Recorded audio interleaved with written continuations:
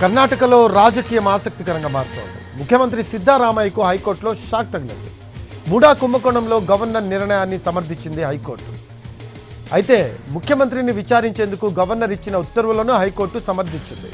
అధికారం గవర్నర్కు ఉందని వ్యాఖ్యానించింది హైకోర్టు. సిద్ధరామయ్య ఈ తీర్పుపై సుప్రీంకోర్టును ఆశ్రయిస్తారని తెలుస్తోంది. తాజా పరిణామాలపై చర్చించేందుకు డిప్యూటీ సీఎం శివకుమార్, మంత్రులు, సీనియర్ ఎమ్మెల్యేలు సీఎం సిద్ధరామయ్య ఇంటికి చేరుకున్నారు. ఈ రోజు రేపు సిఎల్పి సమావేశాన్ని ఏర్పాటు చేసే అవకాశం ఉంది. తాజా పరిణామాలపై అందులో చర్చించి నిర్ణయం తీసుకుంటారు.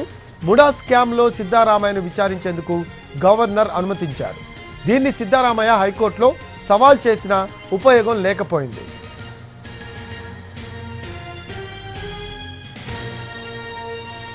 దీనికి సంబంధించి లేటెస్ట్ అప్డేట్స్ మా బెంగళూరు కరెస్పాండెంట్ ఆశాని అడిగి తెలుసుకుందాం. ఫోన్ లైన్లో అందుబాటులో ఉన్నారు. ఆశా, ముఖ్యమంత్రి సిద్ధరామయ్యకు హైకోర్టులో షాక్ తగిలినట్టు తెలుస్తూ ఉంది. దీనికి సంబంధించి లేటెస్ట్ అప్డేట్స్ ఏంటి ఆశా?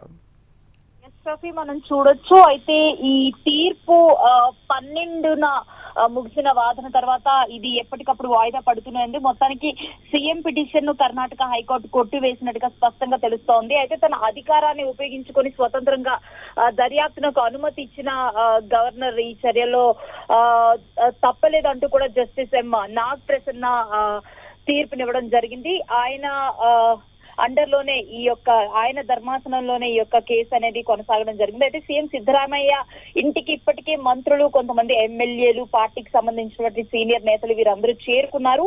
ప్రస్తుతానికి తమ ఇంటిలోని సమావేశం కొనసాగుతుంది. మంత్రులతో సమావేశం అయిన తరువాత బహుశా ఈ రోజు సాయంత్రం లేదా రేపటికి సిఎల్పి మీటింగ్, అలాగే మంత్రివర్గ సమావేశం కూడా ఏర్పాటు చేసే అవకాశం స్పష్టంగా ఉంటుందని తెలుస్తోంది. అయితే సీఎం కు వ్యతిరేకంగా తీర్పు రావడంతో తదుపరి చర్యలపై చర్చించే అవకాశం ఉన్నట్టుగా తెలుస్తోంది. సుప్రీం కోర్టును ఆశ్రయించనున్న సీఎం సిద్ధరామయ్య అని కూడా మరో పక్క వినిపిస్తుంది. అయితే సీఎం పిటిషన్ ను కర్ణాటక హైకోర్టు కొట్టివేసిన తర్వాత ముఖ్యమంత్రి సిద్ధరామయ్య పిటిషన్ కు కర్ణాటక హైకోర్టు ఎప్పుడైతే కొట్టివేసిందో అప్పటి నుంచి కూడా ఇక నెక్స్ట్ సీఎం ఎవరు, అసలు రాజకీయ పరిణామాలు ఎలా ఉండబోతున్నాయి, రాజీనామా చెయ్యనంటూ కూడా మొదటి నుంచి సిద్ధరామయ్య చెప్పుకుంటూ వచ్చారు.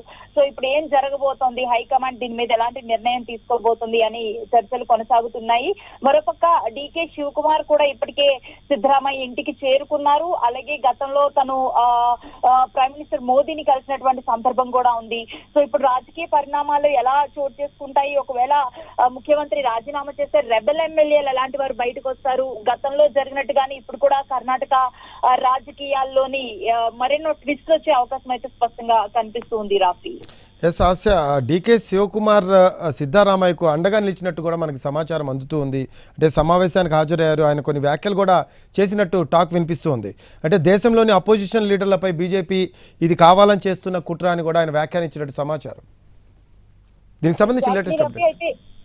డికే శివకుమార్ మొదటి నుంచి కూడా పార్టీకి అండగానే ఉన్నారు, బిగ్ సపోర్ట్ గానే ఉన్నారని చెప్పాలి. సిద్ధరామయ్య ముడా స్కామ్ కి సంబంధించి కూడా మొదటి నుంచి డికే శివకుమార్ సపోర్ట్ చేస్తూనే ఉన్నారు సిద్ధరామయ్యకి. So let us wait and see. అంటే మరెన్నో అప్డేట్స్ అందే అవకాశం ఉంది సిఎల్పి మీటింగ్, మంత్రివర్గ సమావేశం తర్వాత. Rafi, right, thanks for updates ASHA.